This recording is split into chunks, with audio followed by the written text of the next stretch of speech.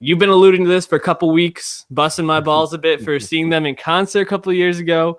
Interpol with that, sixth album? Marauder.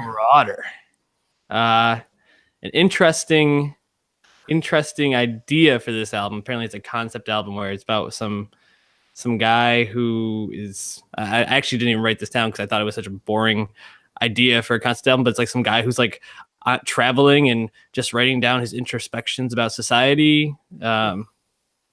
Yeah, I don't know. Interpol, just to kind of like give a brief background, what's your relationship with Interpol, Dave? Do you even have one?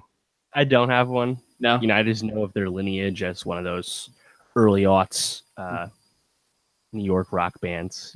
We've talked about that here and there. Were they in the Welcome to the Bathroom book? Or they were focused on the other bands? Were they mentioned in that? Yeah, no, they talked about them in there. If it focused a lot on the Strokes, but it touched on a couple of other bands. I read it mostly for the AES and LCD Sound System. James Murphy was featured pretty prominently in there.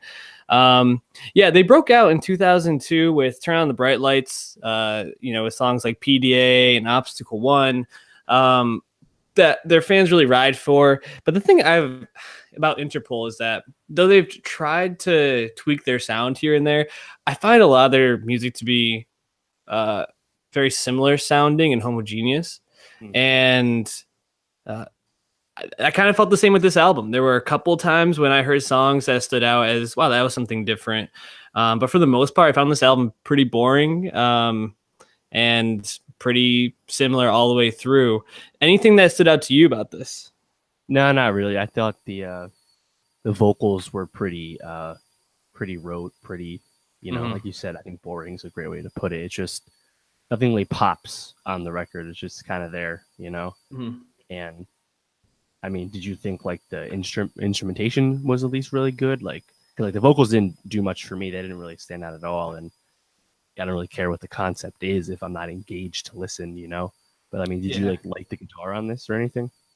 It's actually interesting because I like I said, I think I find their sound very similar in a lot of their songs, especially their guitars often feel similar. A lot of like either like slow guitars, like something like Rest My Chemistry, where it's just kind of building this vibe more than actually standing out for how it's being played, or it's like this kind of like choppy, like na na na na like type noise for some of them, for some of their more upbeat songs.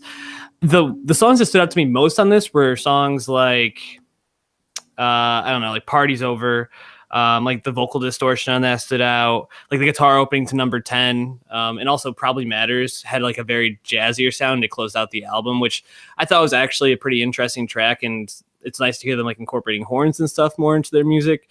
Some encouragement for maybe a different or more interesting album in the future, but for the most part, I didn't find anything about this exceptional or anything that really stood out. Yeah, I mean, we kind of toyed with if we were going to talk about this one, and as long as we were hyped about it, I don't think really anyone was like super jazzed about a new Interpol record, and that's probably why.